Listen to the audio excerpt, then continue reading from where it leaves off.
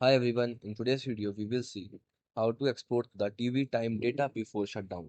Save your watch history before it closes. So to export your TV time data before it's shut down. So the TV time will be shut down at 15 July 2026. So the best way to download and export your TV time data, you can simply use the extension. So you can simply open your Google Chrome browser, then you can go to the extension page and now type TV time data extractor, and then you can simply add this extension to your Chrome browser. Once you can add it, you can simply open your TV time data page, sorry, your tvtime.com.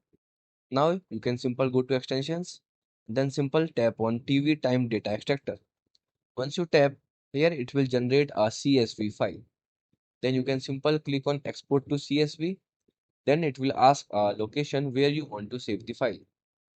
So once it will create a file, you can simply save it. And then once you save it, now you can open it.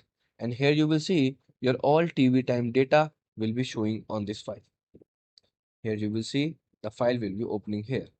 Here you will see a complete detail about the time, media type, TMDB underscore ID, the IMVD ID, title, and many more. The seasons, episode, watch time, rating, and everything. So here is how you can easily export the TV time data before it's shut down. Goodbye.